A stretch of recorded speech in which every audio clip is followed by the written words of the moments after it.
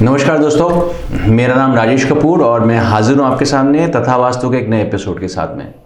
तथा वास्तु एक ऐसा प्रोग्राम जहाँ पे हम लोग वास्तु की बातें तो करते ही हैं, लेकिन साथ साथ आपको कुछ ऐसे ज्ञान से अवगत कराने की कोशिश करते हैं जो कि तथ्य कभी सामने नहीं आ पाते। आचार्य डॉक्टर विवेक पंचतत्वा हमारे साथ मौजूद रहते हैं एज एन एक्सपर्ट, और वास्तु के विषय में जितना ज्ञान उनको है दोस्तों, शायद ही किसी को होगा। उनके निगरानी के अंदर हम लोग जब ये एपिसोड बनाते हैं तो कोशिश करते हैं कि ऐसी चीज़ों को आपको बताएं जो आपकी सेहत पे, आपकी आर्थिक स्थिति के ऊपर और आपकी मानसिक स्थिति के ऊपर एक अच्छा प्रभाव डाले। आज का एपिसोड भी कुछ अच्छा ही रहने वाला है, कुछ ऐसा ही रहने वाला है। तो आइए शुरू करते हैं, लेकिन उससे पहले मिल लेते हैं डॉक्टर आचार्य विवेक पंचतत्वा से। आइए। आचार्य जी, जो आज हम बात करने वाले हैं वो ये बात करने वाले हैं कि जब हम लोग इन्वेस्टमेंट करने जाते हैं तो हम लोग शायद इस पहलू पर या इस तथ्य पे हम लोग बात नहीं कर पाते कि वो इन्वेस्टमेंट हमारे को फलेगी कि नहीं फलेगी। जैसे किसी ने घर का प्लॉट लेना है तो या फैक्ट्री का प्लॉट लेना है तो वो उसके दाम के हिसाब से तो उसको तोल मोल लेगा, लेकिन वास्तु के हिसाब से वो वाकई में फलेगी कि नहीं फलेगी इसके बारे में कोई नहीं सोचता। आपका क्या मानना है? बिल्कुल सही कह रहे हैं आप। देखिए, ज्योतिष और वास्तु आपस में एक बहुत गहरा संबंध रखते हैं और दोनों को ही देखना चाहिए। कोई भी हम जगह खरीदने जा रहे हैं तो उसका वास्तु देखना जरूरी है कि वो ज्योतिष के हिसाब से जो ले रहे हैं उनके लिए सूटेबल है कि नहीं है। उसको जांचने के कुछ तरीके हैं। हम वास्तु के लिए हम उस प्लॉट पे जाकर ये देख सकते हैं कि उस प्लॉट की कितनी वाइब्रेशंस पॉजिटिव हैं या नहीं है। एक शब्द आजकल लोग बहुत ज़्यादा सुनते हैं जिसे जियोपैथिक स्ट्रेस कहते हैं। वो भी अब तो कुछ मशीनें भी आ गई हैं। वैसे हम लोग अपने आप को कुछ तरीके से ऊर्जान्वित रखते हैं। वहाँ प्लॉट पर जाके हमें महसूस हो जाता है कि यहाँ पर ज़मीन में कुछ प्रॉब्लम है जिसकी वजह से नेगेटिव तरंगें बाहर निकल रही हैं। ये बहुत ज़रूरी एस्पेक्ट है जिसको हम लोग अक्सर नोट नहीं कर पाते, इग्नोर कर देते हैं। लेकिन आप चाहे फ्लैट लेने जा रहे हो, चाहे अपना प्लॉट लेने जा रहे हो, तो ये चीज़ ज़रूर देखिए कि वास्तु के हिसाब से वो आपके लिए माफिक बैठेगा, आपके लिए एक सौहार्दपूर्ण वातावरण बना पाएगा कि नहीं बना पाएगा। आचार्य जी, ये भी अक्सर देखा गया है, जैसे मैं अभी फ्लैट्स की बात कर रहा था तो एक ज़मीन का टुकड़ा, उस पर हम लोगों ने बहुत से मल्टीपल फ्लैट्स हम लोगों ने खड़े कर दिए। तो ये भी चुनना कि वो फ्लैट किस तरफ का फेसिंग है नहीं है, ये भी क्या ज़रूरी हो जाता है? बिल्कुल ज़रूरी हो जाता है। हर व्यक्ति अलग है, हर व्यक्ति का भाग्य अलग है, हर व्यक्ति की कुंडली में वास्तु का विशेष स्थान वो भी अलग है। अब ज़रूरी नहीं है कि नॉर्थ का फेस हर व्यक्ति को सूट भी करे, जबकि कहा यही जाता है कि नॉर्थ ईस्ट और नॉर्थ ईस्ट सबसे अच्छी जगह है। वहाँ से आने वाली वाइब्रेशन हमेशा अच्छी आती हैं, पर कई बार ऐसा भी हो सकता है कि किसी खास विशेष व्यक्ति के लिए वो जगह उनके लिए अच्छी ना हो। और ऐसे विशेष व्यक्ति जो हैं वो क्या करें फिर उस जगह पे? मान लीजिए उनका बजट के हिसाब से वो जगह उनके पास आ रही है, तो ऐसे लोगों को क्या करना चाहिए? आप क्या सलाह देंगे? अब ज़्यादातर प्रॉब्लम ये आती है उन प्लॉट्स के साथ जो साउथ फेसिंग है या साउथ वेस्ट फेसिंग है या वो साउथ ईस्ट फेसिंग है, उनके साथ जहाँ पर साउथ का टच आ जाए उनके साथ प्रॉब्लम ज़्यादा आती हैं। और ऐसी स्थिति में लोगों को एक तो अपना सेल्फ चेक करवा लेना चाहिए कि वो उनके लिए कितना फ्रूटफुल रहने वाला है और वो उनके कार्य से जो भी कार्य वो करते हैं उससे कितना संबंध उसका बन सकता है। और उसमें कुछ रेमेडीज़ ऐसी ज़रूर करनी पड़ेंगी जिससे कि जो नेगेटिव वाइब्रेशंस हैं उनको उस पर प्रभाव कम हो जाए। तो आप ये सलाह देते हैं कि एस्ट्रोलॉजिकली भी वो कैपेबल हैं या उस जगह को वो लेना चाहिए उनको कि नहीं, ये भी वो पहले चेक करवा लें? बिल्कुल। अच्छा, बिल्कुल पहले चेक करा लें एस्ट्रोलॉजिकली कि वो उनके लिए फ्रूटफुल है या नहीं है। तो यहाँ बात हो रही है एस्ट्रो वास्तु के एस्पेक्ट की, जिसके अंदर आचार्य जी हमेशा कहते आए हैं कि वास्तु अगर ठीक भी हो लेकिन आपकी एस्ट्रोलॉजी के हिसाब से या सितारों की गणना के हिसाब से अगर आपको वो जगह नहीं फलेगी तो उसके लिए भी वो कहते हैं कि एक बार सलाह करके वो जगह को लिया जाए।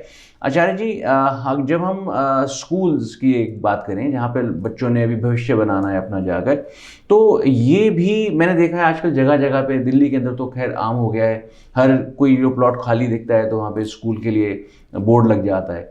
तो ये भी क्या सोच समझ के लेने वाली जगह होती? देखिए, बिल्कुल सोच समझ के लेनी चाहिए, क्योंकि स्कूल बच्चों के भविष्य से संबंधित है। और अगर स्कूल में जाने के बाद बच्चों को पढ़ने की या पढ़ाई ठीक से समझ में आने की दिक्कत होने लग जाए तो फिर वो स्कूल का होने का फ़ायदा क्या है? फिर वो विद्यालय नहीं हुआ, फिर तो वो एक कमाई करने का एक ज़रिया बना लिया हमने। तो आपके कहने से मतलब ये हुआ कि एक बच्चे की एडमिशन कराने से पहले हम उसका वास्तु भी चेक करें स्कूल का। देखो जी, मैं तो बिल्कुल कहूँगा बिल्कुल अच्छा, करें, अच्छा। क्योंकि मेरा बच्चा जहाँ पढ़ने जा रहा है वो स्कूल वास्तव में अच्छी वाइब्रेशन के साथ है कि नहीं है, वो देखना बहुत ज़रूरी है। तो आचार्य जी ये हमें समझाएं कि अब एक प्लॉट को खरीदने से पहले क्या क्या जांच करनी आवश्यक है उसकी? किसी भी प्लॉट को सबसे पहले जांचने की चीज़ उसके अंदर है कि उसका हम पहले लेवल देख लें, उसका ढलान देख लें कि किस तरफ से ऊंचा है, किस तरफ से नीचा है। क्योंकि कभी भी प्लॉट एकदम समतल तो नहीं मिलते हैं हमें, है ना। बहुत रेयर कंडीशन में कभी मिलते भी हैं, लेकिन अक्सर ऊंचे नीचे होते हैं। तो एक वो जांच लें कि ऊंचा कहाँ से, नीचा कहाँ से है। और दर्शकों को बता देता हूँ मैं आपके माध्यम से, जांच लें कि साउथ वेस्ट से ऊंचा हो और नॉर्थ ईस्ट से नीचा हो। जी, ये जांचना सबसे आवश्यक है। अच्छा आचार्य जी, जैसे आपने ये बताया कि आपने बड़ा अच्छा आसान सा तरीका बता दिया, अगर आपके जैसे कोई एक्सपर्ट साथ में नहीं भी हों तो ये एक तरीका काफ़ी अच्छा हेल्प हो सकती है। इसी तरीके से अगर मान लेते हैं कि किसी व्यक्ति के पास आपके जैसे कोई एक्सपर्ट नहीं है सलाह देने के लिए, लेकिन फिर भी कोई ऐसा तरीका आप बताएं कि उनको अपनी रोज़मर्रा की ज़िंदगी के अंदर ये लग जाए कि कहीं ना कोई दोष ऐसा है जिसका निवारण वो कर नहीं पा रहे और तभी ये समस्याएं जो हैं उनको आ रही हैं। ऐसा कैसे पता चले एक आम आदमी को अपनी ज़िंदगी के अंदर कि वास्तु की कमी है? देखिए, हमारे जीवन में छोटी छोटी चीज़ें रोज़ाना आती हैं। छोटी छोटी परेशानियां, बीमारियां, पैसे की हानि, पैसे का नुकसान या खर्चा, ये सब अक्सर हमारे जीवन में रोज़ाना कभी कभी आती हैं। अब कोई भी परेशानी, चाहे वो आपके पैसे में कमी आ रही है, पैसा रुक नहीं रहा है, कमाई बंद हो गई है, खर्चे बहुत ज़्यादा हो गए हैं, नुकसान बहुत ज़्यादा शुरू हो गए हैं, घर में लड़ाई झगड़ा बढ़ गया है, आपस में एक दूसरे की बन नहीं रही है, और बीमारी कोई ना कोई आ गई, ये कई सारी चीज़ें हैं। अगर ये ऐसी चीज़ें लगातार बार बार हो रही हैं और प्रोलॉन्ग्ड हो रही हैं, लंबी हो रही हैं, तो बिल्कुल आपको जांच करना चाहिए कि आपके घर में ज़रूर कोई ना कोई वास्तु दोष है ही। तो दोस्तों ये बहुत ही इंटरेस्टिंग चीज़ आचार्य जी ने बताई अभी। नॉर्मली क्या होता है कि हम लोग अपने एस्ट्रोलॉजिकल चार्ट्स को दिखाने के लिए चले जाते हैं, जन्मपत्री ले लेके इधर उधर घूमते हैं, तो फिर भी हमारे दोष के निवारण नहीं हो पा रहे होते। तो अगली बार ऐसा कभी कुछ हो, दोष का निवारण ना हो पा रहा हो उपाय करने के बावजूद, तो आप ये नंबर्स नोट कर लीजिए। आचार्य जी जैसे एक्सपर्ट्स से हमारे को राय ज़रूर ले लेनी चाहिए। हो सकता है कोई वास्तु का दोष भी हमें तंग कर रहा हो। आचार्य जी जैसे मैंने अभी बताया कि कुंडली तो कोई ऐसा दोष नहीं बता रही, लेकिन फिर भी कुछ ना कुछ गड़बड़ होती चली जा रही है, तो कैसे मालूम चले इसके अंदर और क्या करना चाहिए? जी देखिए, हम लोग ना जीवन हमारे अलग अलग आयाम पे हम जी रहे हैं। जो कुंडली है, जो ग्रह नक्षत्र हैं, वो ये बताते हैं कि हम किस कंडीशन में पैदा हुए हैं और हमारे साथ क्या क्या हो सकता है। हम जहाँ रह रहे हैं उसका इमीडिएट इफेक्ट है हमारे ऊपर। तो ठीक है, कुंडली में सब कुछ ठीक भी हो सकता है, सब कुछ चीज़ें दशा भी ठीक हो सकती है, लेकिन फिर भी परेशानी आ रही है, तो वो यही इंडिकेट कर रही है कि आप जहाँ रह रहे हो वो आपको दोष वहाँ पर है और उसको इलाज कराना बहुत आवश्यक है। दोस्तों हर एक एपिसोड के अंदर हमारी कोशिश ये रहती है कि हम एक एक्सपर्ट को यहाँ आमंत्रित करें, और वो एक्सपर्ट, हम लोग क्यों कहते हैं उन्हें एक्सपर्ट, बिकॉज उनका एक्सपीरियंस ही इतने सारे सवालों को उनके सामने लेके आ चुका होता है कि वो एक किताब उसके ऊपर लिख दें तो भी कम पड़ेगी। हम जब वास्तु की बात करते हैं तो कोशिश करते हैं कि किसी बिल्डर को या आर्किटेक्ट को या इंटीरियर डेकोरेटर को यहाँ बुलाएं आपके समक्ष और उनसे आचार्य जी के सामने क्वेश्चन पूछवाएं, ताकि उनकी रोज़मर्रा की लाइफ में जो उनके क्लाइंट्स ने उनसे क्वेश्चंस किए होंगे वो आपको और ज्ञान दे जाएंगे इस पुरातन विज्ञान के ऊपर। तो ऐसे ही एक गेस्ट हैं आज हमारे बीच के अंदर, लेकिन उनको मिलवाने से पहले आइए उनके बारे में थोड़ा और जान लेते हैं एक एवी के द्वारा।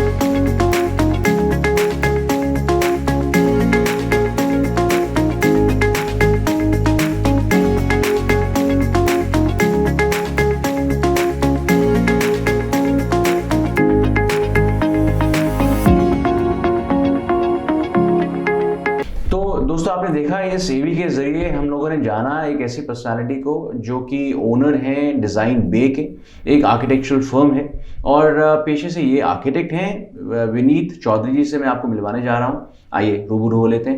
विनीत जी बहुत बहुत स्वागत है आपका। नमस्कार। नमस्कार जी। विनीत जी, ये हमने आपके काम देखे हैं अभी और बहुत ही बढ़िया, आपके बड़ा उम्दा काम है आपका। तो ये कब से आप इस लाइन में हैं सर मुझे 13+ ईयर्स हो चुके हैं। अच्छा। अपने फर्म्स के साथ काम करते करते और काफ़ी टाइम से मैं बहुत सारे अलग अलग एक्सपेक्ट्स में काम किया है। पैन इंडिया काम किया है और बहुत सारे बिल्डर्स के साथ, एंड यूज़र्स के साथ, इवन कॉन्ट्रैक्टर्स के साथ, सब बहुत सारे लोगों के साथ। एंड मेनली जैसे वास्तु एक्सपर्ट्स होते हैं वो हमारी टीम का ही एक पार्ट होते हैं। तो फिर तो सर बड़ा रोचक रहेगा आपसे ये पूछना कि जैसे आपने आर्किटेक्ट होने के नाते आपने बिल्डर्स के साथ में काम किया है, एंड यूज़र के साथ में काम किया है और कॉन्ट्रैक्टर्स के साथ में काम किया है। इन तीनों के माइंडसेट में क्या फ़र्क रहता है? सर तीनों के माइंडसेट में फ़र्क ये होता है, एंड यूज़र चाहता है कि मुझे एक ऐसा सोल्यूशन मिले कि मैं परेशान ना हूँ आगे फ्यूचर में, जस्ट बिकॉज मैं आज अपनी एक अच्छी सी पूंजी लगा के अपना घर बना रहा हूँ, तो घर को मैं एक बिल्डिंग ना समझ के एक घर बनाऊँ। जी जी जी। तो उसके लिए मुझे सारे जितने भी परेशानियाँ उनसे सबसे मुक्त होके मेरा घर बने। बिल्डर चाहता है कि मेरी बिल्डिंग जितना जल्दी हो सके कंप्लीट हो और जितना जल्दी हो के वो सेल हो जाए, मेरे पैसा जो है मेरे पास वापस आ जाए, पैसा कमा के पैसा वापस आ जाए जी। तो जैसे अभी हम वास्तु के बारे में बात कर रहे हैं जी। तो हर यूज़र की वास्तु की अपनी अलग रिक्वायरमेंट होती है हमारे फील्ड में जी। बिल्डर की होती है कि ऐसा वास्तु हो कि क्विक बिल्डिंग बिके, क्विक सब काम हो जाए।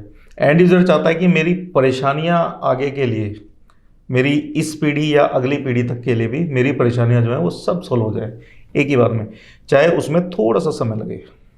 बहुत खूब है। फिर तो बहुत इंटरेस्टिंग रहेगा आपकी और आचार्य जी की कन्वर्सेशन को सुनना। जी।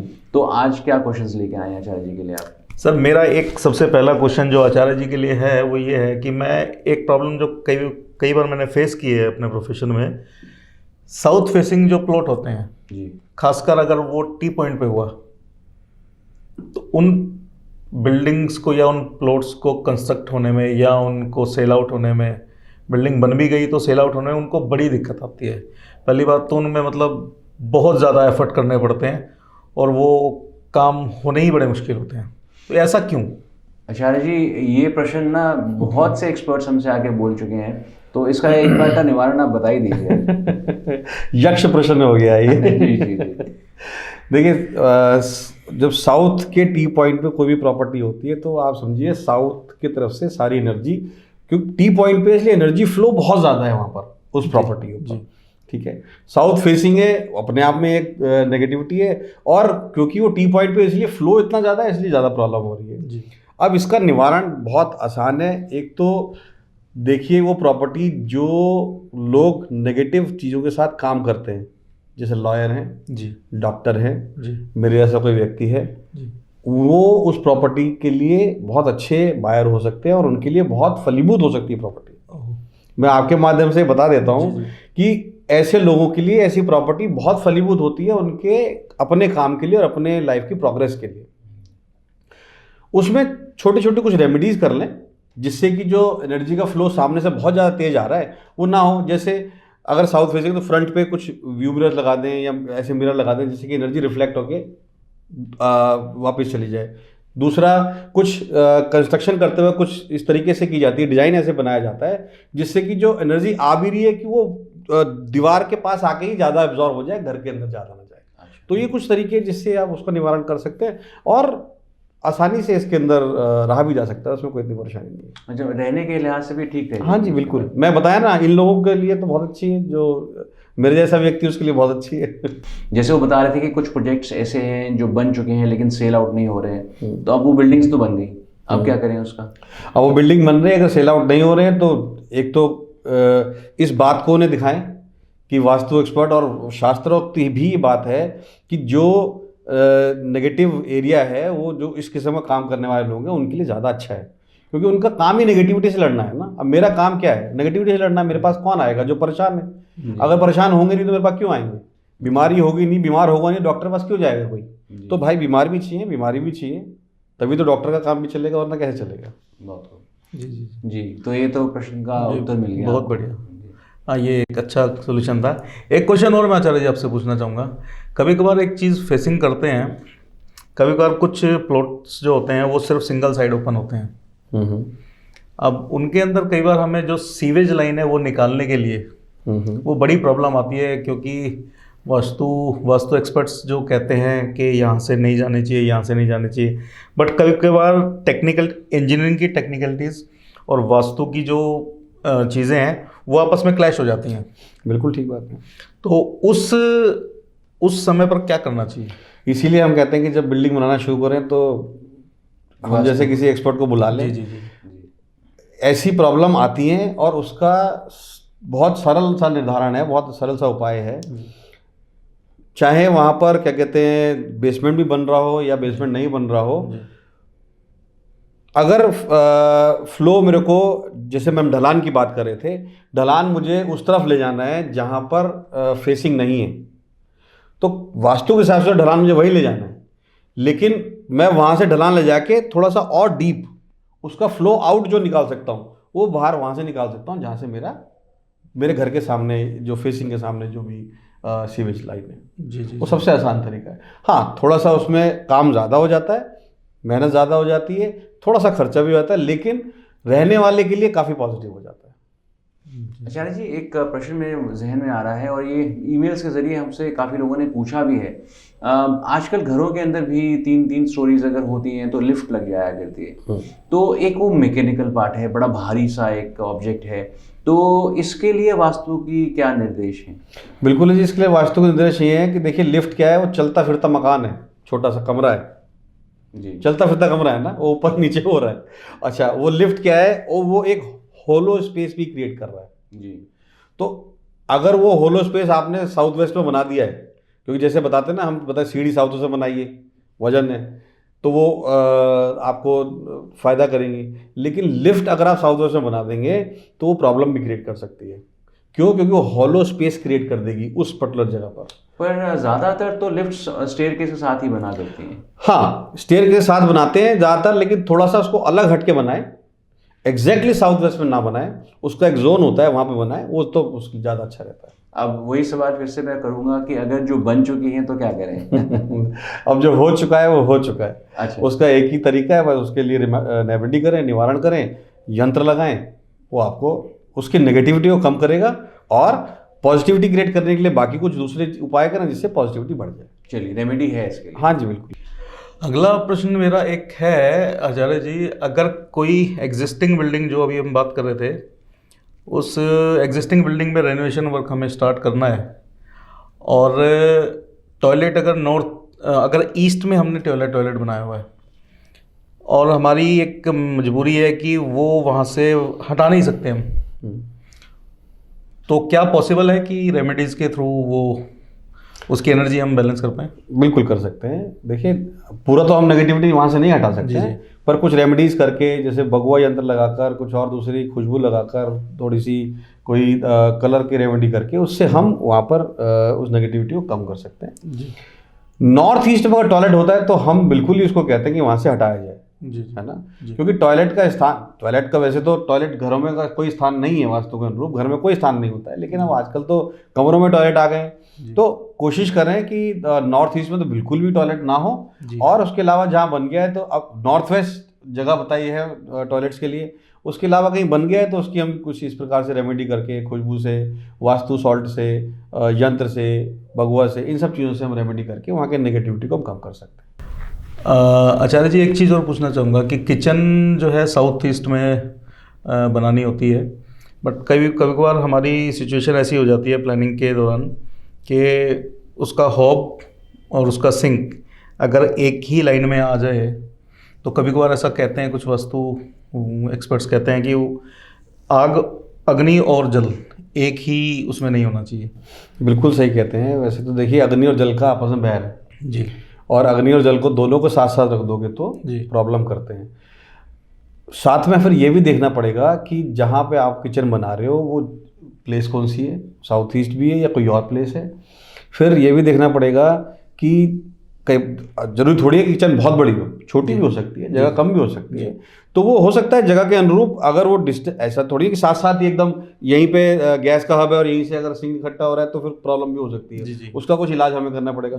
थोड़ा सा गैप भी है तो उसके अंदर हम कुछ इस तरीके की हम रेमेडी लगाकर, हम गणपति भगवान लगाकर उसको हम एनर्जी को चैनलाइज कर सकते हैं वहाँ पर। जी। तो विनीत जी, जैसे आप तो सरकारी काम भी काफ़ी पकड़ते हैं ना जी। तो सरकारी कामों के अंदर तो ये सब चीज़ें नहीं देखी जाती होंगी कि देखी जाती हैं? सर अक्सर देखी नहीं जाती, पर कुछ क्लाइंट्स जो हैं वो इस चीज़ को देखते हैं, क्योंकि अगर उनका काम लेट हो रहा है, अगर हमारी फाइल कहीं अटकी हुई है सरकारी डिपार्टमेंट में और बहुत प्रयास के साथ भी वो नहीं हो पा रही है, तो उसमें उस बिल्डिंग का वास्तु 100% मेरे हिसाब से कराना चाहिए। अच्छा, आपके हिसाब से कराना चाहिए? मेरे हिसाब से कराना चाहिए। सरकारी अफसर ऐसा नहीं सोचते? सरकारी अफसर नहीं सोचते, क्योंकि सरकारी अफसर को तो काम करके देना, सरकारी अफसर को जिस सिस्टम से चलना है वो उसको वो सिस्टम समझ आता है, उसको वास्तु से कोई लेना देना नहीं है, क्योंकि वो सरकारी तनख्वाह प्राप्त कर रहा है, तो उसको तो अपने सिस्टम से, अपने कल्चर से काम करना है। आचार्य जी, इसमें एक प्रश्न उठ के ये आता है कि अब ये वास्तु हो सकता है कि सरकारी बिल्डिंग्स का ना होता हो, और ऐसा शायद मैं मानता हूँ कि नहीं होता भी होगा, तो ऐसे में क्या वहाँ की कार्य क्षमता के ऊपर असर नहीं पड़ेगा? बिल्कुल पड़ता है, और वो असर हमारी आम जनता के ऊपर भी आएगा। बिल्कुल पड़ता है। तो आप क्या सलाह देना चाहेंगे? हम कोशिश करेंगे आपकी सलाह दूर तक पहुँचाएं। सलाह दूर तक पहुँचे, बहुत अच्छी बात है, पर बिल्कुल फ़र्क पड़ता है। और वास्तु के अनुरूप कई सारी चीज़ें सरकारी भवनों में बहुत गलत तरीके से बनी होती हैं, और हमें ये उदाहरण भी दिया जाता है कि जैसे जो भी चीज़ गोल दायरे में बनेगी, जैसे हमारी संसद बनी हुई है ना, तो उस गोल दायरे में बहस कभी ख़त्म ही नहीं हो सकती।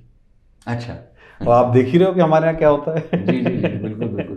किसी भी बात की बहस शुरू होती है तो बस वो न जाने कितनी देर तक चलती है, वो कंक्लूजन में पहुंच ही नहीं पाते, क्योंकि क्या वो गोल गोल घूमती रहती है बस। जी जी जी, बिल्कुल। तो ये ज़रूरी हो जाता है कि सरकारी बिल्डिंग्स को भी हम लोग वास्तु के दायरे में लेकर आए कहीं ना कहीं। बिल्कुल। आचार्य जी, इतनी पुरानी ये हमारी विज्ञान है और संस्कृति भी उतनी ही पुरानी है, लेकिन फिर भी इसका चलन जो है हमारे राजकीय पदों से अभी तक इसका कोई चलन का कोई सुझाव नहीं आता। तो क्या सलाह देना चाहेंगे आज इस शो के माध्यम से?